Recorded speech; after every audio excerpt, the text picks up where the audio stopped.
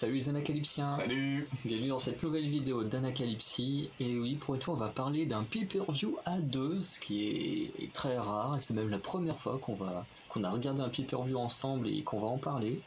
Je ne sais pas si ça arrivera d'autres fois, mais en tout cas, c'était l'occasion pendant mes vacances d'en profiter.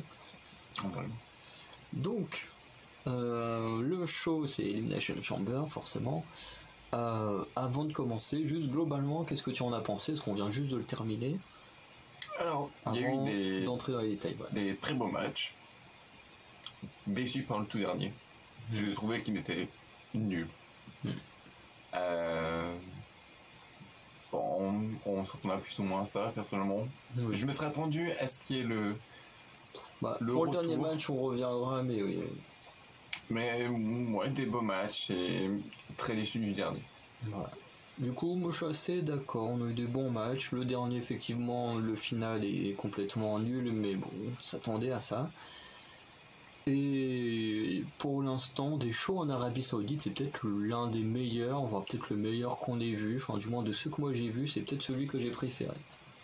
Bon, du coup, on va passer match par match et on en reparlera un peu petit à petit. Bon, on va pas faire comme moi je fais d'habitude quand je suis tout seul, je prends des notes des trucs qui ont été vraiment cool ou des petits problèmes des matchs. Là, on va plus en parler comme ça parce que du coup, on n'a pas la même connaissance du catch. Donc, du coup, le premier match, on a Goldberg contre Roman Reigns pour le titre universel. Du coup, moi j'ai noté que le match était plus long que ce que je pensais, parce que c'est vrai que Goldberg est plutôt du genre à faire des matchs très courts, à enchaîner 2-3 spears, ensuite je sais plus comment il s'appelle, son autre finisher. Bon, c'est ce qu'il a fait concrètement. Ouais, qu'il a essayé de faire là. J'ai pas trouvé vraiment passionnant ce match-là. Non, les matchs de Goldberg en général ils sont nuls à chier. Il n'y a que son match contre Bobby Lashley où ils ont fait un match sans disqualification, où du coup là c'était un peu plus intéressant. Mais dès que c'est un match normal comme celui-là, je crois qu'il fait trop de fautes de spear, il fait pas de technique, il y a pas de. En fait, il montre pas ses compétences techniques de catcheur. Mais il en a pas, hein. C'est juste ça, il peut pas te montrer ce qu'il ne sait pas faire. Hein. Parce que tu fais pas du catch, tu fais que le spear. Regarde, pourtant Edge c'est son coup spécial et pourtant il fait d'autres choses quoi. Ils vont sur les cordes. C'est ça. Lui, non. Comme j'ai vu la vidéo de Stury, le recap de SmackDown tout à l'heure, comme il dit, ça fait déjà 5 ans de trop que Goldberg revient. Donc un peu dommage. Voilà. Ensuite, j'ai juste noté victoire de Roman Reigns. Bon, forcément, qui pensait que Roman Reigns allait perdre Bon, Goldberg a déjà battu The Fiend en Arabie Saoudite, donc bon, tout était possible. Hein, mais bon. Du coup, Roman Reigns qui gagne sur la guillotine. Et j'ai marqué qu'il y a un truc qui collait pas sur le finish, parce que normalement, quand tu fais une prise de soumission, l'arbitre il doit prendre ton bras, le lever et le lâcher. Et normalement, je crois que c'est au bout de 3 fois, si ton corps ne répond pas, du coup là, on met fin au combat et on dit voilà. Là, il a juste. Ouais, là, il a juste tapé 1 ou 2 fois dans la main, il a vu que ça bougeait pas, il a fait bon, allez, j'arrête le match. Alors que normalement, ça se passe pas comme ça. Donc voilà, ils ont un peu expédié la fin. Bon. De toute façon, les matchs ont été expédiés. Ah oui, à part les deux qui ont suivi. Parce que les autres, franchement. Ouais, de toute façon, un qui n'a pas eu lieu. Ça s'est senti. Qui s'est vite passé. Ça s'est senti qu'ils voulaient pas vraiment donner le temps. Oh non, franchement. Voilà, ils sont allés en Arabie Saoudite parce que l'Arabie Saoudite met beaucoup d'argent dans la WWE, mais voilà, ils ont dit voilà, on fait un show chez vous pour faire plaisir, mais voilà, on n'en fait pas plus que ça. Et ça s'est senti que, bon, avec Goldberg ça va toujours très vite, donc avec Goldberg c'est pas étonnant. Mais sur les autres matchs, on a également ressenti ce côté où faut aller vite. Hein. Faut aller vite, alors que je sais pas, le Royal Rumble ça dure au moins 4 heures, les WrestleMania ça dure au moins 5-6 heures, et en plus ça dure sur 2 jours, donc ça fait au moins du presque 8 heures si je prends les 2 journées ensemble. Ouais. Et là on a un show de 3 heures pour normalement un Elimination Chamber. J'ai pas vérifié combien duraient de temps les autres. Bon, en général, déjà habituellement il y a 6 matchs et non 7 ou 8 déjà. Ça voulait déjà tout dire. Voilà. Et on en a eu un qui a été dans l'autre truc en plus. Il y a un 8ème, oui, qui a été dans le kick-off. Donc mais c'était un peu n'importe quoi. Mais globalement, ce premier match était pas terrible. On savait tous que Reigns allait gagner, voilà. C'est clairement pas un Goldberg qui allait fait perdre le titre à Roman Reigns. Bon, c'est vrai que ça aurait été un peu bête. Ensuite, en match 2, on a eu un Elimination Chamber, le féminin. Alors moi j'ai été perdu parce qu'ils nous font la promo du masculin, et ensuite on a l'entrée de Bianca Belair. Je me suis dit, qu'est-ce qui se passe? J'ai dit, on nous présente les mecs, et ensuite on a Bianca Belair qui rentre. Je me suis dit, ok, un petit problème. Parce qu'en plus ils t'expliqueraient les règles, mais on te présente les mecs. Quand on te présente les règles, du coup t'as les filles qui sont sur l'image. Tu te dis, mais on comprend plus rien là, de ce qu'ils veulent nous dire. Bon, du coup, dans le. Brain. Hein? Ils font brain. Ah, mais c'est ça. Il y a un autre truc qui m'a brain, mais parce que j'ai pas trop fait attention, mais on en parlera plus tard. Du coup, là, on a eu Bianca Belair contre Doudrop, contre Rhea Ripley, contre Nikki Ash, contre Liv Morgan, donc les 5 filles qui arrêtent pas de tourner autour du titre de Becky Lynch depuis au moins 1 ou 2 mois. Enfin, pour certaines, même un peu plus longtemps, comme Bianca Belair, par exemple. Et du coup, Alexa Bliss, qui était cette invitée. Et voilà, qui je pense pour beaucoup, ça a fait plaisir de revoir Alexa Bliss sur un ring, parce que là, toutes les semaines, à part faire des thérapies avec le psy, on en avait un peu rien à foutre, quoi. On voulait juste la revoir sur un ring. Et du coup, le gagnant, enfin plutôt la gagnante, gagnait un match. Alors moi j'ai directement gagné un match pour affronter Becky Lynch, parce qu'il y a un match de Becky Lynch plus tard, mais c'était logique que Becky Lynch allait pas perdre. Et c'est un peu un truc un peu dommage dans ce show, c'est que c'est très très facile de savoir qui va gagner tous les matchs, en sachant que le prochain pay-per-view, parce qu'il n'y en aura pas au mois de mars, mais WrestleMania sera début avril, et du coup, comme le prochain c'est WrestleMania, on sait très bien que toutes les grosses têtes vont pas perdre leur ceinture juste avant WrestleMania. Si on avait été après WrestleMania, s'il y avait eu encore 1 ou 2 pay-per-view entre deux, ça aurait pu. Mais là, perdre ton titre juste avant WrestleMania, des mecs comme Roman Reigns ou Becky Lynch, c'était sûr qu'ils n'allaient pas perdre leur titre. Donc il y a des trucs qui étaient très faciles à prévoir. Après, les matchs restent quand même beaux, mais c'est un peu dommage d'avoir un pay-per-view où en fait on a... plus moi, parce que du coup je connais un peu toutes les rivalités et tout, mais globalement j'ai pu prédire tous les matchs, quoi, tous les vainqueurs. Après, j'avais pas forcément envie que ces gens-là gagnent, mais c'était facile de les prévoir. Donc voilà. Alors pour le match, j'ai mis d'abord que les tenues étaient dégueulasses. Vraiment, elles ont toutes des combinaisons. Alors on va rester sur celui-là parce que tous les matchs de filles ont eu des combinaisons. Il y en a, c'était dans d'autres matchs qui étaient aussi une catastrophe. Moi j'avais celle d'un autre match, moi je l'ai adoré. Mais alors ici, encore Bianca Belair, c'est resté un peu dans son style, mais vraiment ils ont juste des combinaisons, c'est horrible. Là je pense que... La mieux c'était celle de Rhea Ripley. Ici le mieux c'était celle de Rhea Ripley. La pire je dirais que c'est celle de Liv Morgan tout en rouge. Et au final il n'y a que Nikki ASH qui a juste son même costume habituel, donc elle, ça change rien. Moi je trouve que quand même le mieux c'était quand même celui d'Alexa Bliss quand même. Alexa Bliss c'est pareil, oui, c'est plus ou moins resté dans son délire. C'est juste que techniquement elle a juste un t-shirt et des sortes de collants au lieu d'avoir un leggings et puis un t-shirt à manches longues. Mais globalement Alexa Bliss restait très proche de sa tenue, contrairement à du Liv Morgan qui habituellement a une sorte de crop top avec un slip, et puis là elle est vraiment en combinaison, donc ça doit te changer, parce que moi qui regarde jamais c'est ça change pas grand chose pour moi, à part Alexa Bliss. Si, moi je trouvais que sa chanson maintenant était pas belle. Oui, non, moi je préférais son ancienne musique. Est-ce que du coup elle a changé depuis qu'elle a fait cette thérapie, ou elle avait déjà changé avant? Avant elle rentrait avec le Fiend, et après quand Bray Wyatt a été viré, j'ai jamais fait attention à sa musique une fois que Bray Wyatt avait été viré. C'est la musique du jeu, comme on jouait avant. Non, c'est sa musique quand elle était la goddess Alexa Bliss. Ah. Parce qu'après, quand elle était avec The Fiend, elle rentrait avec The Fiend dans sa musique, et après, quand elle faisait des matchs solo, une fois que The Fiend était viré, je sais plus sur quelle musique elle rentrait.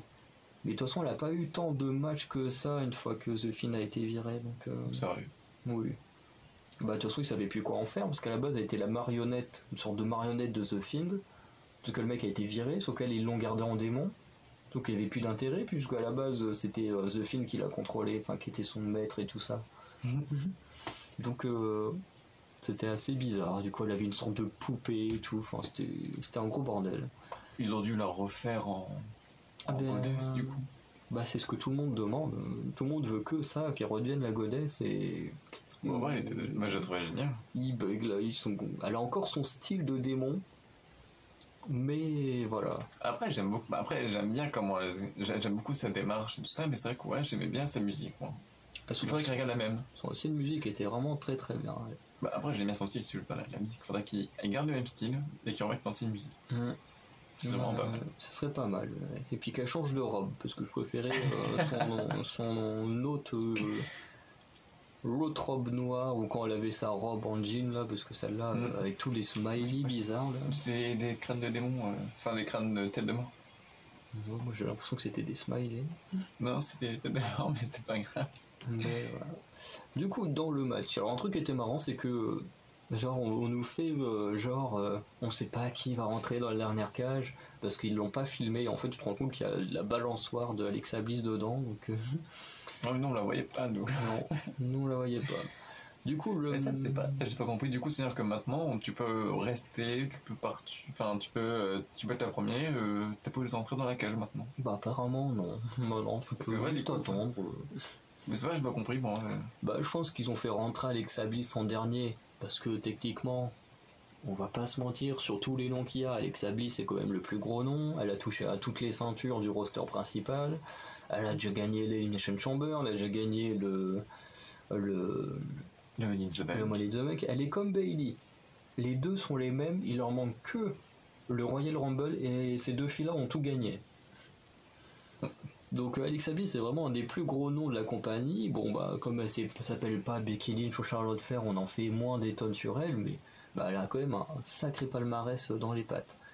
Bon, et du coup c'est pour ça qu'ils ont fait ça sur elle, mais qu'ils l'ont fait entrer en dernière et puis voilà qu'elle s'est installée dans sa balançoire. Mais en tout cas c'était bien filmé parce qu'à aucun moment on a capté qu'il y avait une balançoire dans une cage quoi. Ils ont bien réussi à chaque fois à prendre un angle où on ne voyait pas la cage pour pas trop savoir qui allait être dans la cage quoi. Parce que je me suis dit ok ils vont faire rentrer Alexa Bliss, ça va catcher directement. Je me suis dit si elle est encore en démon elle va clairement dégommer la première qui sera sur elle, donc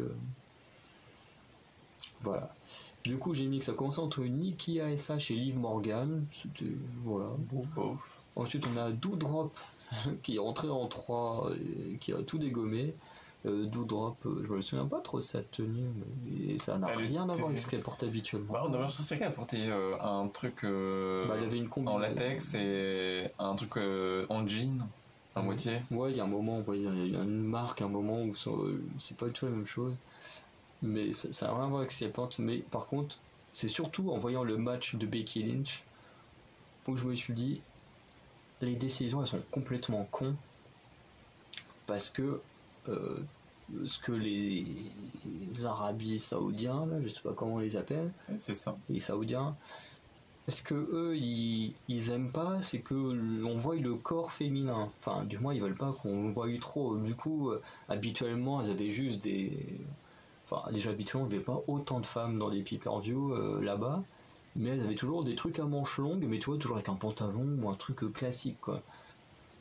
Alors que là, elles ont ces combinaisons qui sont hyper cheloues, et honnêtement, je trouve que les combinaisons sont pires que leur tenue habituelle, parce que habituellement, qu'elles soient en slip, ou en crop top, ou genre comme Bianca Belair où tu vois juste le bas du ventre, enfin je vois pas ce qui dérange. Ou Sasha Banks, c'est qui comme ça je crois. Bah, Sasha Banks elle est en sorte de bikini, enfin c'est pas forcément un bikini mais c'est un peu comme si elle était en bikini quoi. Bayley pareil, elle a juste un crop top avec un pantalon, enfin un pantacourt. Je veux dire voilà, elles sont pas à poil quoi, je veux dire, il y en a c'est quand même très sexy les tenues, hein, faut pas se mentir, la tenue de Liv Morgan ou Sasha Banks c'est quand même ou même Charlotte Flair, c'est quand même du très sexy de base, mais je veux dire, t'as juste le corps qui est comme ça, que là, ça changeait pas grand chose, parce que même avec les combinaisons, bah au contraire, ça moulait encore plus les formes. Bah, c'est vrai que ouais, celle de. Ah, maintenant j'ai bien comme l'air dans la tête. De Becky Lynch. Ouais. Oui, bah, c'est en noir, ouais. C'est ça. Moi, c'est celle qui m'a le plus frappé, où vraiment ça moulait carrément tout son corps. C'est aussi de la gymnaste, là. Bah, c'est Bianca Belair, la gymnaste. Non, la blague là, est plus récente. Ah, Naomi. Ouais, c'est pareil, Elle aussi, ça lui a bien moulé. Hein. Oui, mais j'aime pas Naomi, donc moi je regarde pas Naomi. Moi, si elle peut disparaître de l'écran, à chaque fois ils font des trucs très chiants avec. En fait, j'ai l'impression que tu regardes un match d'elle, tu vois tous ses matchs en fait. Elle refait exactement la même chose à chaque fois. Clairement, tu regardes le Royal Rumble, elle fait tout le temps la même chose. Voilà. C'est un peu la Kofi Kingston masculin, féminin, je veux dire. Kofi Kingston, il bougeait plus. Ah oui, non, mais je parle au niveau du Royal Rumble. Ceux qui connaissent le catch, ils comprennent de quoi je veux parler. Et vraiment, Naomi, j'aime pas du tout. Du coup, qu'est-ce que j'ai noté d'autre? Rhea Ripley qui est rentrée en 4. Ouais, belle branle à tout le monde. Voilà, qui a fait son riptail à Nikki ASH et qui l'a éliminé de manière très rapide, ce qui n'était pas étonnant puisque les deux sont en rivalité, donc c'était assez logique. De toute façon, je voyais mal l'inverse se faire. Ensuite, Alexa Bliss qui rentre en 5, puisque Bianca Belair avait gagné un gauntlet match. Et du coup, grâce à ce gauntlet match, elle avait gagné le droit de rentrer en dernière. Et ce qui était assez étonnant, je reviendrai un tout petit peu après dessus, c'est sur la place de Rhea Ripley dans ce match. Ensuite, j'ai vu qu'on a eu une sorte de powerbomb assez bizarre dans le coin de Liv Morgan pour éliminer Doudrop, où elle était, elle, au-dessus, elle a sauté par-dessus, puis après, avec l'élan, du coup, ça a explosé Doudrop au sol et elle a éliminé comme ça. Donc, il faut que Doudrop arrête de monter sur la deuxième corde, parce que là, elle se fait éliminer par Liv Morgan en montant sur la deuxième corde. C'est exactement la même manière, plus ou moins, qu'elle s'est fait qu'elle a été battue par Becky Lynch au Royal Rumble ou à Day One, un truc comme ça. Donc, un conseil. Ne monte plus sur les cordes. Doudrop et arrête de monter sur les cordes. À chaque fois, tu te fais battre comme ça. Donc, voilà. Dès que tu montes pas sur les cordes, tu bats les gens. Dès que tu montes dessus, tu te fais battre. Donc, arrête. Elle essaie de nouvelles choses, tu vois. Bah oui, à chaque fois, elle perd ses matchs. Donc, ouais, bon, au moins, elle essaye. C'est bien. Continue comme ça. C'est ça. Après, du coup, Alexa Bliss qui élimine Liv Morgan avec son Twist of Bliss, qui fait très plaisir à revoir. Ouais. Elle fait plaisir à revoir tout court, en fait. Oui, je pense que tout le monde était très content de la revoir. Et ensuite, Rhea Ripley qui se fait éliminer. Alors, c'était assez beau le DDT qu'elle prend parce que t'as Bianca Belair qui fait un coup de la corde à linge à Alexa Bliss, donc Alexa Bliss garde la tête de Rhea Ripley dans ses bras, ce qui fait qu'elle place quand même son DDT alors qu'elle se prend un coup dans la tronche au passage. Et ensuite, Bianca Belair fait son KOD sur Rhea Ripley, du coup élimine Rhea Ripley. Et du coup, c'était assez étrange qu'on n'ait pas une finale Bianca Belair Rhea Ripley, dans le sens où, comme je disais, le gauntlet match, en gros, pour ceux qui ne savent pas, c'est un match où tu as deux catcheurs. Alors, il y a les 5 hors Alexa Bliss qui ont fait ce match. Du coup, par exemple, ça commençait Rhea Ripley contre Nikki ASH, je crois que ça a commencé comme ça. Celui qui gagne, du coup, il y a un deuxième qui vient, et puis quand tu gagnes, t'as un troisième qui vient, et puis comme là ils étaient 5 dans le match jusqu'à ce que le quatrième rentre, puisqu'il commence à 2, donc il n'y a que 4 personnes enfin 3 personnes qui viennent en plus. Et du coup, Rhea Ripley avait éliminé toutes les filles jusqu'à ce que Bianca Belair arrive en dernière, et Bianca Belair avait battu Rhea Ripley. Et du coup, c'est assez étonnant du coup de ne pas revoir cette petite finale, parce que du coup, là, on a une finale Alexa Bliss contre Bianca Belair. Du coup, c'était assez étonnant qu'on n'ait pas à nouveau Rhea Ripley. On va peut-être la revoir, peut-être revoir un match comme ça, peut-être au pay-per-view. Après, moi je m'en fiche, moi Rhea Ripley, j'ai vraiment du mal avec elle. J'ai fait une tier il y a pas longtemps et j'ai mis Rhea Ripley dans les catcheuses dont je ne comprends pas la hype qu'il y a autour. Je veux dire, quand je vois les youtubeurs, surtout les youtubeurs, parce que sur internet les gens vous en parlent pas trop, mais les youtubeurs ils sont toujours à fond en mode s'extasier quand on parle de Rhea Ripley, mais j'ai jamais compris pourquoi. Voilà. Après c'est parce que j'arrive jamais à comprendre ce qui plaît aux gens chez Rhea Ripley, mais après c'est pas une mauvaise catcheuse, mais en tout cas moi j'ai jamais accroché à son catch, donc voilà. Après faudrait que je regarde à l'époque NXT où c'était un gros monstre avec Shayna Baszler et tout ça, mais c'est vrai que du coup les gens qui regardent aujourd'hui Shayna Baszler, je pense que eux ils auraient pas la hype que j'ai sur Shayna Baszler s'ils voyaient ce qu'elle est aujourd'hui à Raw ou SmackDown quoi. Donc voilà, je pense que c'est parce que j'ai pas connu la bonne époque de Rhea Ripley. Et du coup, ensuite, entre Alexa Bliss et Bianca Belair, Bianca Belair gagne sur un KOD, et du coup, va avoir son match retour contre contre Becky Lynch. Contre Bianca Belair, il y a pas un petit problème. Ils ont déjà fait un match Undertaker contre Undertaker. Ah. Oui, ça a déjà existé. Comment ça? Il s'est battu contre un sosie, quoi. Non. Je crois que c'est l'Undertaker pour qui ils ont fait ça. Undertaker ou Kane, soit ce genre de personnage où ils ont fait battre contre un sosie. T'avais même eu à l'époque, on regardait il y a plus de 10 ans, je sais plus c'est qui se battait contre des nains qui représentaient des catcheurs. T'avais le mini Kane, le mini. J'ai des souvenirs de ce match-là là, qui vient de popper. Je sais plus c'était qui se battait, mais t'avais. C'est une sorte de gauntlet match, et puis t'avais le mini Kane, le mini. Je me souviens du mini Kane, c'était assez bizarre, mais. Ça me dit rien. C'était fou, il y a plus de 10 ans. Mais bref, il y a toujours des choses très bizarres dans le monde du catch. Mais du coup, en sachant que avec le coup à SummerSlam, Becky Lynch avait battu Bianca Belair en 15 secondes pour gagner le titre, c'était assez logique que Bianca Belair gagne et sa vengeance à WrestleMania, et peut-être qu'elle gagnera WrestleMania, et du coup ce sera sa deuxième victoire à WrestleMania, donc elle fera un petit 2-0, hein. Et en plus, si elle fait son 2-0, c'est 2 victoires sur un titre, hein, donc ce serait vraiment très très beau. Du coup, j'ai juste noté 2 trucs en plus. J'ai mis on sentait que le match, c'est surtout dans ce match-là que je me suis rendu compte qu'il fallait aller très vite, parce que déjà le timer pour les entrées des catcheurs, avant, de mémoire, c'était beaucoup plus long. Là, c'était pas 3 minutes ou un truc comme ça? Je crois que c'était au moins 3 minutes. Là, t'as l'impression que ça a duré que 1 minute 30, 2 minutes. T'as l'impression que t'es au Royal Rumble, quoi, limite. Je trouve que le Royal Rumble, c'est plus long. Le Royal Rumble, c'est 1 minute 30, c'est sûr. Mais là, vraiment, c'était très très rapide. Surtout, il n'y a pas eu de near fall. Alors, les near fall, c'est quand tu fais le tomber et puis qu'à chaque fois la personne se relève à 2 ou des trucs comme ça. Là, je crois que c'est peut-être arrivé une fois dans tout le match et c'est tout.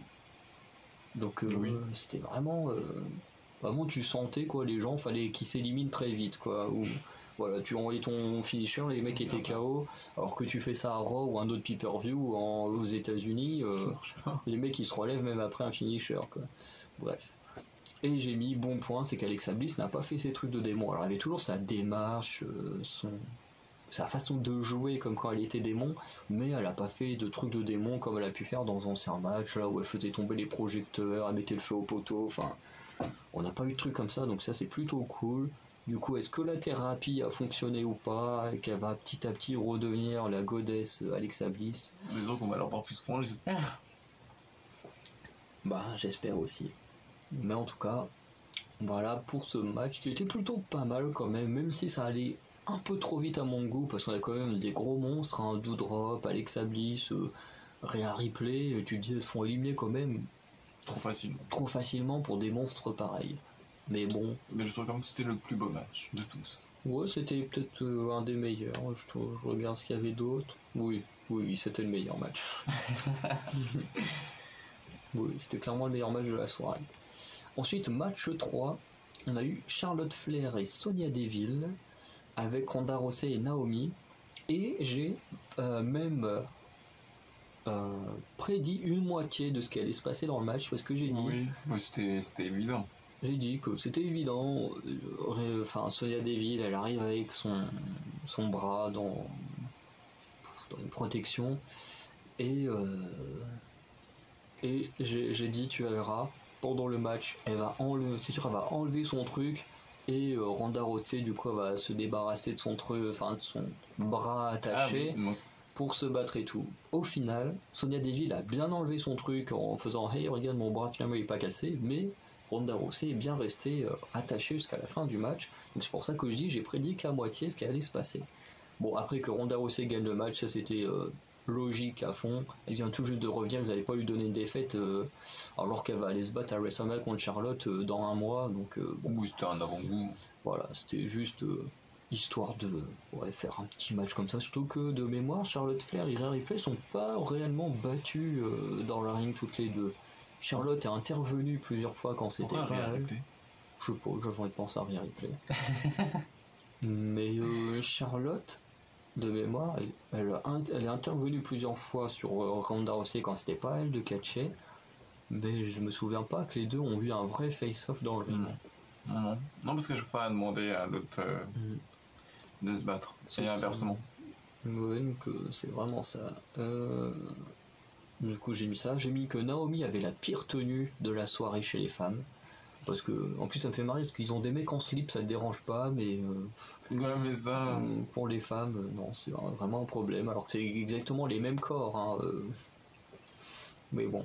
Et vraiment, cette tenue, elle reste dans son style. Hein, avec plein de couleurs et tout ça, mais vraiment, c'est une horreur à regarder. C'est vrai que c'est pas ouf. Voilà, et puis Ronda Rousey qui gagne par soumission sur Sonya Deville. Et j'ai mis que c'était quand même la meilleure performance de Ronda Rousey comparée au Royal Rumble où c'était vraiment pas terrible. Là, c'était plutôt pas mal. Et puis... ça aussi, c'était assez drôle de la voir se battre avec une main. Ouais, ça l'a obligé à faire des choses différentes que d'habitude. Si elle avait eu ses deux mains, elle aurait fait encore ses coups de poing. Là, c'est nul à chier, quoi. Je veux dire, ok, t'as fait de la MMA, mais là, on est dans le catch. Du coup, on reste quand même dans le même style d'arts martiaux, en fait. C'est même pas mon cas, c'est vraiment là de l'art martiaux. C'est, allez, hop, je te fais tomber et je te finis avec tes bras. Après, c'est sa spécialité. Après, j'ai mis que quand même, Ronda Rousey, et il y a une autre fille aussi, qui ont des petits privilèges quand même. Parce que Ronda Rousey, elle arrive en kimono. Bon, je sais qu'elle a déjà été... Alors, je crois qu'elle a été championne de judo, ou du moins elle a eu une ceinture très haute au judo, donc elle a un très très haut niveau au judo, ça je le sais. Mais quand tu vois toutes les autres quasiment qui savent des combinaisons de merde, même Charlotte et Becky Lynch, qui sont quand même les deux plus gros noms de la compagnie, tu te dis, elle arrive en kimono, bien sapée et tout, tu te dis, il y a quand même des petits privilégiés. Même si c'était plus simple pour se battre. Ah après sa tenue était stylée, mais tu te dis, ça fait quand même très privilégié hein, d'avoir une tenue différente. Et puis c'était la seule qui avait pas de chaussures. Hein. En même temps, dans ce genre de sport, tu ne portes pas de chaussures. Oui, mais justement, elle est pas dans son sport là. D'ailleurs, il fallait bien faire. Ouais, soit tu mets le truc en entier, ou soit tu le mets pas du tout. Et puis, je savais si t'as remarqué, hein, mais si tu mets un kimono avec des chaussures, tu verras, ça fera vachement bête. J'ai jamais testé de. Même test, tu verras, c'est très très bête. Même si ça fait bête, faut qu'elle reste dans son sport. Bah oui. Là, elle était pas en train de faire du catch, comme je te disais, elle était plus en train de faire du judo. Ah oui, mais on n'est pas dans le judo là. Ah, mais elle a fait du judo. C'est un peu le gros défaut du truc, c'est que elle fait pas vraiment du catch. Mais en même temps, elle a pas trop le choix, elle a une main. Comparé aux deux autres qui avaient seul leurs deux mains. Oui, mais ça c'est juste histoire de rendre Ronda aussi très forte avant WrestleMania, histoire de dire regardez mec, un bras, je peux battre les autres. Et puis Sonya Deville et Naomi, Naomi a pas servi à grand chose quoi, elle a pas fait grand chose et Sonya Deville était juste là pour perdre le match quoi. Faut le dire, elle était juste là pour perdre le match. C'est vrai. Mais bon. C'est triste hein. Ouais. Ensuite le match 4. On a eu Drew McIntyre contre Madcap Moss dans un Falls Count Anywhere, donc tu peux faire tomber partout, il n'y a pas de disqualification. J'ai mis arbitre féminine, du coup habillée aussi bizarrement que les catcheuses. Ah, elle avait le truc quand même blanc et noir. Ah, elle avait quand même sa veste blanc et noir. Mais après, sinon, c'est la combinaison comme tout le monde quasiment. Hein. Voilà.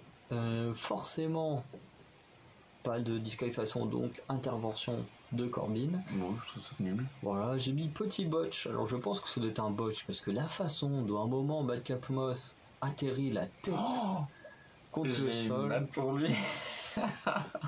Je pense que ça doit être un botch parce que normalement tu dois pas atterrir comme ça parce que en plus ils l'ont montré au ralenti, tu vois que la tête elle frappe très violemment le sol.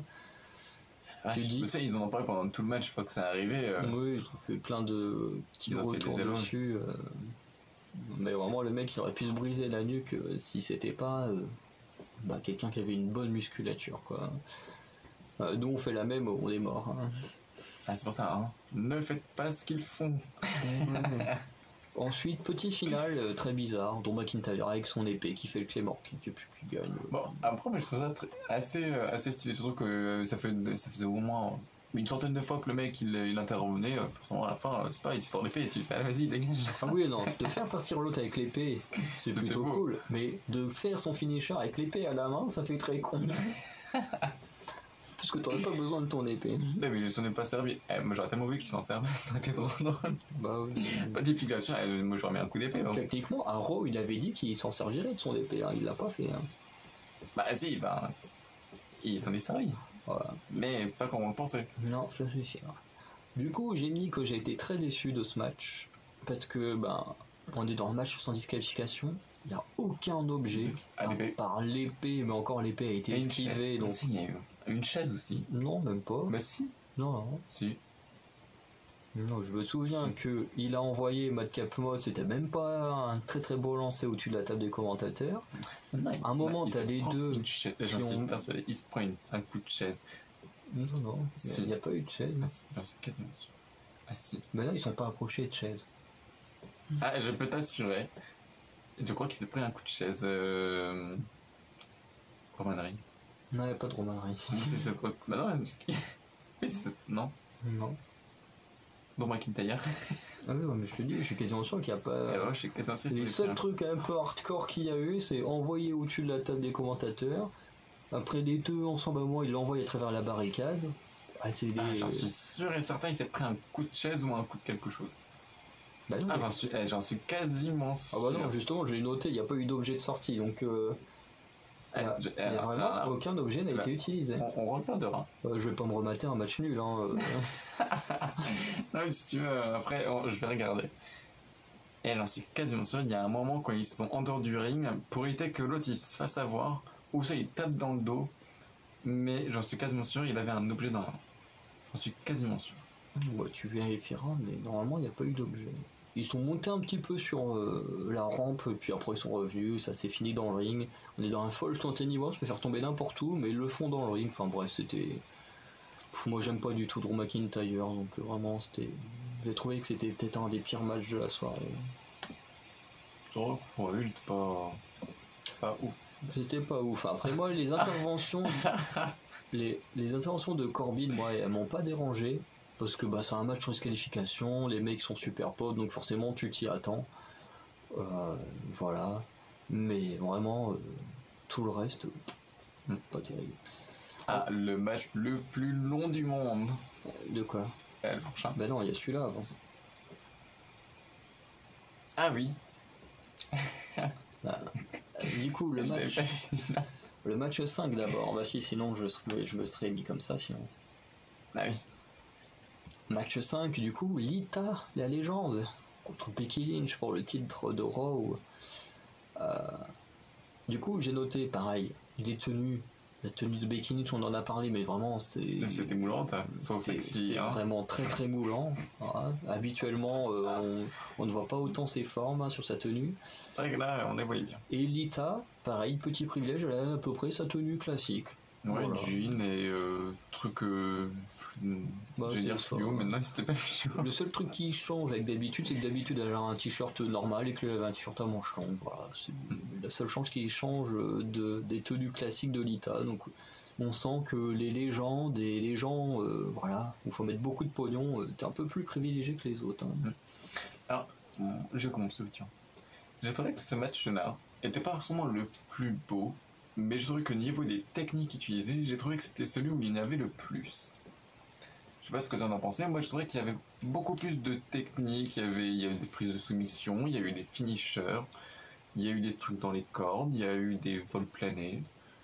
Je trouvais qu'il y avait vraiment de tout. Je trouvais que c'était le match le mieux construit au niveau des techniques. Au niveau des techniques, ouais, c'était plutôt un bon match. Honnêtement, ouais, c'était plutôt un bon match. Moi, dans ce match-là, il y a juste un truc qui m'a dérangé, c'est la fin. Alors moi aussi, j'ai noté que la fin a été dérangeante. Parce que la fille, Lita, elle fait une prise à Becky Lynch. Ça fait à deux, il se relève, pouf, elle tombe, et elle gagne. Dès qu'on répond, c'est ça? Non mais oui, pour faire avec les noms des prises, hein, comme ça... Mais globalement, oui, c'est effectivement ça. On a une fin où Lita fait quand même le Twist of Fate, qui est à la base son finisher. Elle fait le Moonsault de la troisième corde, qui est également son finisher. Donc elle place quand même deux finishers d'affilée sur Becky Lynch. Becky Lynch, il se relève à deux. Et Becky Lynch, elle se relève, elle se fait son finisher et puis elle gagne comme ça direct. Ah, c'était ça, mais j'ai pas compris parce que moi j'avais l'impression qu'elle a juste fait un DDT. Ah oui, non, mais de toute façon, tout le monde dit que son nouveau finisher il est à chier. Hein, Le Man Handle Slam, là, tout le monde dit que il est pas terrible ce finisher. C'est un DDT, quoi. Ouais, j'ai trouvé. Oui, non, mais il est vraiment nul ce finisher. Mais même dans le fait que si le finisher il est bien ou pas bien, tu dis tu t'en prends deux, tu te relèves, t'en mets qu'un et puis tu gagnes. Bah ouais. Non, mais c'est vrai que c'était pas ouf. La fin était pas top, mais le match était quand même assez intéressant. Il y avait la petite phrase des commentateurs qui était marrant quand Becky Lynch a gagné. Je te laisse donner son nouveau surnom. Attends, c'est quoi déjà? Faut que tu arrives à dire. C'est marqué où? Là. Ah oui, attends, mais je sais pas pourquoi, et d'ailleurs c'est trop drôle. Et maintenant ils la surnomment Becky Balboa maintenant. D'ailleurs je trouve ça super. Et pardon de ne pas trouver au début. Bon, moi j'ai pas entendu. Mais j'étais pété de moi j'étais en train de marquer mes notes. Mais au départ j'ai mal compris, au départ je pensais que j'avais pas compris. Au départ je pensais que je lui ai dit Becky Lynch, puis... Ah je me suis dit non attends, il y a un truc qui est pas normal. Et c'est après, je me suis refait un autre truc dans la tête, je me suis dit, ils ont dit Becky Balboa, c'est trop bien. Ah oui, c'était vraiment débile. Mais tu vois, regarde, ça aurait été bien qu'il le fasse, mais à l'autre match, parce qu'il disait que l'autre il a oublié des blagues pourries là. Oui, Madcap, c'est Corbill où il faut tout le temps des blagues. Bon, bah là, ils ont fait une blague pourrie, mais sur elle. C'était trop drôle, mais. Ah, mais c'est ça. Becky Balboa, ils ont été la chercher au sol là. Ah bah, de toute façon, tous les commentateurs sont assez moyens, quoi. Dans tous les sports. Et du coup, une chose aussi qui m'a déçu, c'est la psychologie du match. En termes de prise et tout ça, c'était plutôt pas mal. Bon, en termes de psychologie, c'était nul parce que on te vend à Raw lundi Becky Lynch qui veut pas se battre, qui dort pas depuis une semaine parce que elle déprime que de devoir catcher contre son idole, machin. Et puis là, elle arrive, ça commence, elle dit hop, on se bat comme si t'étais une adversaire normale. Enfin, une J. Je veux dire, il n'y a pas eu de psychologie. C'était pas comme au Royal Rumble où le match Seth Rollins contre Roman Reigns était incroyable en termes de psychologie parce que t'as Seth Rollins qui rentre dans le ring avec la musique du Shield parce que eux deux ont fait partie de la même équipe, voilà. Ensuite, il arrive en plus avec la tenue du Shield. Un moment il se prend une grosse prise de Roman Reigns, il se relève en montrant le poing qui était l'ancien signe du Shield où les trois gars faisaient toujours ils se tapaient du poing et tout. Et là tu disais t'avais vraiment de la vraie psychologie quoi. Seth Rollins pendant tout le match il rappelait à Roman Reigns à l'époque où il était face, où tout le monde l'adorait et tout ça. Et ça c'était cool, c'était un vrai, c'était vraiment très bien construit en termes de psychologie, alors que là, rien du tout. Rien à faire. Dire, on te construit ça lundi et puis même pas une semaine après, ils ont déjà oublié qu'ils avaient construit ça quoi. Donc un peu déçu sur la construction de la psychologie quoi. Et ensuite le match 6, tu peux. Ah bah là moi je dirais que c'est le match le plus long de tout l'univers, je trouve. Trop long pour moi. Il a duré combien de temps Allez, vraiment, à tout casser. Bah, 0 secondes. Ouais, non, mais. Je suis d'accord. Mais, allez, 3 minutes. À peu près. Grand max. 3 minutes. Bon, moi, j'ai pas trop bien roulé parce qu'il y a eu aucun décompte et ils repartent avec la ceinture, mais. Mais c'est qu'il y a même pas eu de match. Bah ouais, mais du coup, pourquoi ils ont gagné? Bah ils ont pas gagné, il n'y a pas eu de match. Bah mais pourquoi ils sont partis avec ceinture alors? Bah parce que c'est à eux les ceintures. Ah d'accord. Bah... Ah oui, ok. Oui, non, mais c'est moi qui avais pas compris. Je pense que c'était les Vikings qui avaient la ceinture. Ah non, eux c'était les challengers. Ah oui. D'accord, bon bah du coup ça retarde, du coup il va au WrestleMania, du coup ils vont avoir le match au retour, enfin... Bon, on verra. C'est pour ça que je disais ça dure 0, parce que le match a pas eu le temps de commencer. Oui. Parce qu'en gros, les Vikings, ils arrivent, et puis ils se font casser la gueule par les Usos, et puis ils ont décidé du coup que le match était annulé, et puis que les Usos restaient champions. Voilà. Encore une preuve qu'il manquait de temps. Voilà, encore une preuve qu'il fallait finir vite le show, quoi. Là, c'était expéditif. Voilà, à dire que pour ceux qui s'attendaient à un beau match, parce que c'est quand même deux très bonnes équipes, et ben au final il n'y a pas eu de match. Donc voilà. Et ensuite le main event. Brock Lesnar contre Bobby Lashley, contre AJ Styles, contre Seth Rollins, contre Austin Theory, contre Riddle pour le titre de la WWE. Et du coup on va aller un peu étape par étape. On débute avec Seth Rollins contre Austin Theory, dont un moment Rollins, alors c'est là où ça m'a mindfuck parce que j'ai pas capté ce qui arrivait à Bobby Lashley, parce que t'as Rollins, il attrape Theory là dans les bras comme ça, et puis le balance comme ça au niveau de la cage de Bobby Lashley.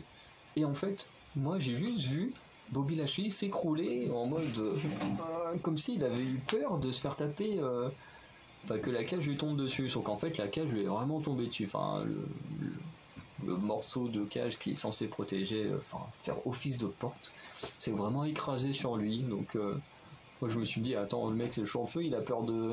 Il a peur d'un mec qui s'écrase. Il a peur d'un mec qui s'écrase contre sa cage. En fait, non, c'est juste la porte qui s'est vraiment écrasée sur lui, quoi. Ouais, c'est vrai qu'elle doit être comme lourde alors. De quoi? La porte. Enfin, le verre surtout. Oui, normalement il est censé protéger. Sauf que bon, là, à mon avis, là, ils étaient pas très très solides non plus parce que tout le monde pouvait les casser. Oh bah oui, on l'a bien vu juste après. Ouais. Donc du coup, pour continuer dans la suite, du coup, les médecins vont venir et ils vont faire sortir Bobby Lashley, qui du coup perd son titre, quoi, sans rien faire. J'ai tellement cru qu'à la fin il allait revenir, je me suis dit, allez vas-y, il va revenir. J'ai espéré, mais non, il ne reviendra pas. J'étais tellement déçu, non. C'est vraiment l'une des pertes de titres les plus pourries. Hein. Le mec, il a même pas eu le temps de catcher. Allez, c'est bon, tu perds ton titre. Qui perd son titre. Ensuite Riddle qui rentre en 3ème, pas grand chose d'intéressant à dire. AJ Styles qui rentre en 4, pas grand chose à dire. Riddle qui a fait quelques clins d'œil à Randy Orton, c'était assez sympa avec le DDT dans les cordes. Ensuite il s'apprêtait à faire le RKO, il y a même Theory qui va contrer un RKO. Voilà, histoire de montrer qu'il est ramené un peu de Randy Orton, parce que voilà, Randy Orton ne veut pas catcher en Arabie Saoudite, donc voilà, fallait quand même qu'ils mettent un peu de Randy Orton là-dedans. Après, comme c'est son équipier, ça passe bien. Et puis on sait très bien que ça fait pas mal de temps que Riddle aime bien copier certaines prises et tout de Randy Orton. Donc c'est pas très choquant de voir ça quand on connaît le personnage. Et ensuite, on a le pire moment, parce que je pense que jusque-là, ça allait. Parce que bon, Seth Rollins, il fait clairement le taf. Surtout le début avec Theory où il se fout de la gueule. Enfin, surtout, t'as Seth Rollins qui fait ces gestes là, trop bizarres. Theory qui se fout de sa gueule. Et puis lui, il s'en fout, il continue à rigoler, à faire ses trucs. C'était assez drôle et tout. Mais arrivé à là, c'était une catastrophe. Parce que là, on s'est dit, il faut aller encore plus vite qu'avant. Parce que le décompte, il choisit Bobby Lashley. Sauf que Bobby Lashley, il est plus là. Et du coup, Brock Lesnar, comme d'habitude, comme il a fait lors d'un Money in the Bank, où il s'était ramené dans le match alors qu'il n'était pas dedans, et qu'il a gagné la mallette, je lui dis ok, maintenant t'es plus dans le match, tu peux gagner la mallette, ok, moi je vais faire pareil, je vais venir dans le public, je vais rentrer dans... je vais monter à l'échelle, je vais prendre la mallette, si... si ça marche comme ça. Tu vas les $10 000 qu'il y a dedans, combien, 10 000 ou 100 000? T'avais pas d'argent. C'est un match pour le titre que tu gagnes. Ah, c'est pas le Money in the Bank. Bah si, Money in the Bank, c'est un match pour le titre que tu gagnes. Bah je crois qu'il y avait, tu pouvais choisir entre les deux. À notre époque, c'est ce qu'ils pouvaient faire. Dans quoi? À notre époque, nous quand on regardait avant, on pouvait choisir entre soit l'argent, soit... Maintenant tu viens, tu casses la gueule de quelqu'un, et puis tu utilises la mallette, et puis hop là, t'es champion. Enfin, tu tires de quelqu'un pour lui casser la gueule, et après tu fais ton affaire. Et puis... c'était arrivé, il y a même un youtubeur pour qui avait dit bah tiens, même l'arbitre il pourrait monter et choper la mallette. Mais bon, voilà, c'est ridicule. Pareil pour le Royal Rumble. Mais qu'est-ce qu'ils foutaient dedans? Tu dis, ils avaient du coup, c'est comme si en fait Brock Lesnar avait déjà anticipé qu'il allait perdre face à Bobby Lashley. Du coup, il s'est dit attends, je me mets quand même une petite place au Royal Rumble parce que je sens que je vais perdre, alors que le mec est censé être hyper en confiance, grand champion de la MMA et tout. Mais alors du coup ça donne quoi? Parce que maintenant qu'il est le titre et il était déjà titré lui. Du coup, maintenant, il a le double titre. Bah non, c'est Bobby Lashley qui est le champion. Mais maintenant, il l'a plus. Bah non, maintenant c'est Brock Lesnar le champion. Ouais, mais du coup, à la base, il voulait pas. Ah oui, maintenant, c'est Roman Reigns maintenant qui va battre. Qui va essayer de combattre. Oui, parce qu'en gagnant le Royal Rumble, il va affronter Roman Reigns. Mais à la base, il avait rien à foutre dans le Royal Rumble. Quoi. Il a clairement pris la place d'un mec hyper talentueux, comme par exemple Finn Balor qui était pas dedans, ou Kevin Owens non plus, je crois pas qu'il était dedans. Enfin bref. Alors que le mec avait son match de championnat, et puis il s'incruste dans le Royal Rumble. Enfin bref, c'était nul. C'est clairement ce qui est très très chiant avec Brock Lesnar. C'est que le mec il prend des spots dont les autres pourraient avoir leur place, quoi. Très clairement. Ça ne servait à rien. Mais c'est ça, parce que quoi qu'il fasse, de toute façon, il ira à WrestleMania contre un titre, donc il a pas besoin de tout ça, quoi. Comme Roman Reigns lui a coûté son match contre Brock Lesnar, il avait juste, contre Bobby Lashley, il avait juste à utiliser ça pour aller affronter Roman Reigns, et puis ça suffisait. Du coup, comme on disait, dès qu'on choisit Lashley, fait comme son habitude, Brock Lesnar en fait qu'à sa tête, il détruit sa cage, et puis il sort, et puis il rentre dans le match. Et puis il enchaîne F5 sur Rollins, boum, il élimine Rollins. F5 sur Riddle, élimine Riddle. Ensuite F5 sur AJ Styles, élimine AJ Styles. Et puis ensuite, bon, il y a Austin Theory qui lui va courir un peu partout, il va pas vouloir se confronter. Il va lui mettre un petit coup dans les valseuses. Voilà, tenter 2-3 coups. Il voit que ça suffit pas, il essaie de monter du haut de la cage, pareil ça suffit pas, Brock Lesnar lui prend, il fait un F5 du haut de la cage, il le balance. Et après hop, il lui fait le tomber, et puis du coup Brock Lesnar, nouveau champion. Et ouais, c'était vraiment nul. C'est vrai que quand même pour un pay-per-view et tout ça, ils auraient pu faire au moins un match bien, quoi, et pas faire allez hop on n'a pas de temps, abzou. Bah c'est ça, parce que pareil les timers, on sentait qu'il n'y avait pas le temps, et puis moi je trouve que c'était déjà un peu plus long déjà. Ah non, c'était pas plus long, c'était exactement pareil. Ouais. Oui, c'était exactement pareil. Voilà, c'est peut-être parce que moi j'avais assez trouvé que j'étais à fond dedans et que j'ai trouvé que parce que t'étais à fond dedans, mais c'était exactement les mêmes temps. Je trouvais que c'était plus long, moi je trouvais que là c'était beaucoup plus long. À part bien sûr à la fin où j'ai trouvé que le truc était vraiment bien raccourci. Bah une fois que l'autre est rentré, F5 sur Rollins, techniquement Rollins il peut pas être KO, parce qu'il a pas pris énormément de coups avant, donc il peut pas être KO juste avec ça, enfin bref. AJ Styles non plus, il a pas tant pris que ça. AJ Styles et Rollins sont plutôt bien dominés. Encore, que ce soit Riddle ou Theory, parce que Theory a pris énormément cher, à la limite je peux comprendre, mais... Il s'est pris une litre quoi. Mais les mecs, c'est n'importe quoi, hein. Vraiment, ce match c'était nul et horrible. Vraiment. En fait, on a eu 2 matchs bien. Bah pour moi, on a eu ouais, c'est ça. Parce que les autres c'était pas ouf. C'est ça. Donc imaginez, si je dis que celui-là il y a un des meilleurs matchs en Arabie Saoudite, imaginez les autres pay-per-view qu'il y a eu là-bas. Parce que après c'est pas vraiment, parce que les matchs en soi ils étaient pas si mauvais, mais c'est vrai à chaque fois c'est plutôt ce qu'ils font sur la fin des matchs ou comment c'est mal construit, parce qu'après les catcheurs sont quand même assez bons, mais à chaque fois ils ont des décisions qui sont pas ouf quoi. Mais voilà. Du coup voilà pour le pay-per-view. On sera très ravis de retrouver nos catcheuses et arbitres féminines habillées normalement prochainement. Voilà. Et puis de retrouver des bons timers aussi. Ça serait pas mal. Bon timer d'Elimination Chamber. Malheureusement pour ça, faudra attendre un an. Surtout qu'en plus, là où je suis déçu, c'est que Elimination Chamber, c'est un de mes shows préférés, avec le Royal Rumble et les Survivor Series. Mais il y en a un qui et du coup, ils ont forcément, ils ont dû foutre ça en Arabie Saoudite où à chaque fois ils gâchent tout. Ah mais ça t'inquiète pas, je pense que l'an prochain ça se passera mieux. C'est ça, sans compter que le Royal Rumble était pas terrible cette année, victoire de Lesnar et Ronda Rousey, absolument tout ce que je détestais et que je voulais pas voir. Donc espérons au moins que WrestleMania sera bien. Ouais, moi je vois juste qu'ils vont y avoir un Alex, c'est tout ce que je donne. Moi tout ce que je pense et que j'espère c'est que Roman Reigns va foutre une raclée à Brock Lesnar. Voilà. Parce que actuellement, je crois que Roman Reigns n'a jamais perdu face à Brock Lesnar à WrestleMania. Pas pour vous dire.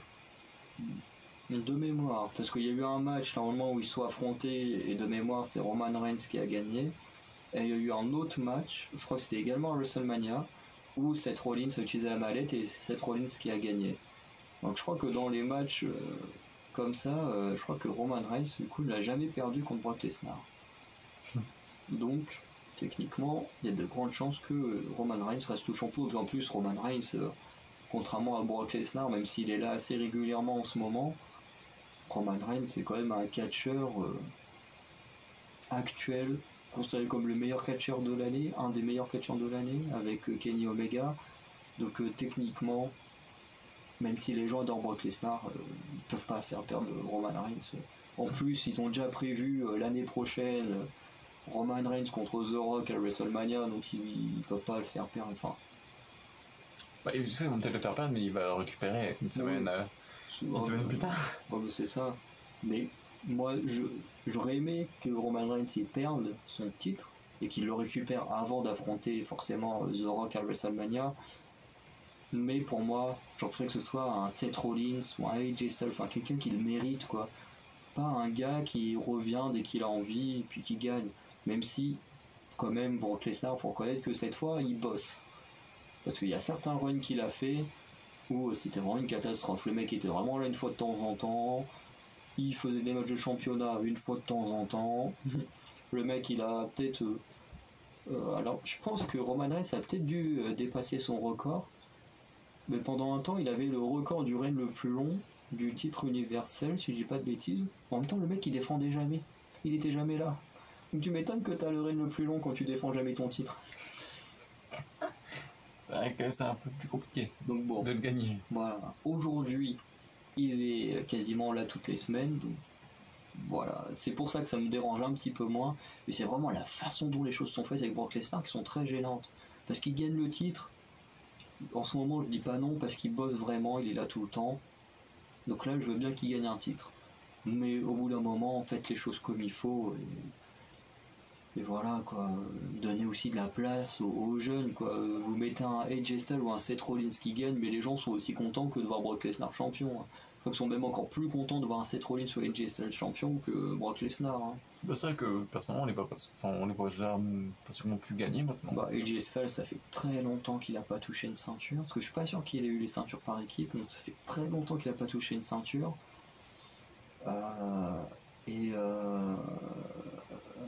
Seth Rollins, ça fait longtemps aussi que je l'ai pas vu avec une ceinture. Je crois que je l'ai même jamais vu avec une ceinture. Et pourtant, ça fait peut-être 2 ou 3 ans que j'ai repris le catch.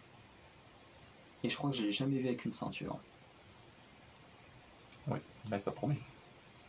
Et oui, alors que c'est un des meilleurs catcheurs de la WWE. Bon, pendant un temps, il a eu son congé paternité qui a pris pas mal de place, mais bon. Quand même, il serait peut-être temps de lui redonner un titre. Hein. Puis ça peut être celui de Brock Lesnar, ce serait mieux. Ce serait même 1000 fois mieux. Voilà, parce que quand ils ont fait Seth Rollins contre Roman Reigns pour le titre universel, il y avait un truc qui était très con. Le match, il est magnifique, la psychologie est magnifique. Sauf qu'il y en a un qui a Raw et l'autre qui a SmackDown. C'est sûr que Seth Rollins n'allait pas gagner, il n'est pas dans la bonne branche. Ah oui, d'accord. C'est vrai que ça, j'avais pas pensé alors que j'ai fait la review du Royal Rumble, mais effectivement, c'est un peu con, quoi. Du coup, il y en a un qui a gagné le droit de le battre. Bah non, ils sont juste dit il faut un match, il faut que quelqu'un affronte Roman Reigns. Ils ont fait bon, on va prendre Seth Rollins. Alors après, tout était bien raconté et tout, hein. Mais les mecs sont pas dans la même branche, donc ça aurait été encore plus parfait si Seth Rollins était à SmackDown. Donc, mais bon, on chipote un peu là-dessus. Mais... Non, il faut que Roman Reigns aille à Raw. Ouais, mais s'il va à Raw, il va encore éclater tout le monde. Donc, non, mais il faudra refaire la team avec Seth Rollins.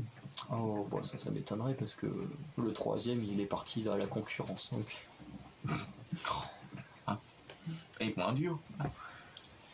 Ah, bah, je pense qu'il y a des gens à qui ça pourrait plaire hein, de revoir un duo comme ça. Mais bon, pour l'instant, Roman Reigns est à la tête de son clan, ça m'étonnerait. C'est sûr. Donc voilà, on va arrêter la vidéo là. Et puis ben, on vous dira bientôt pour de nouvelles vidéos. Et dans mon cas, pour WrestleMania. Allez, ciao. Ciao.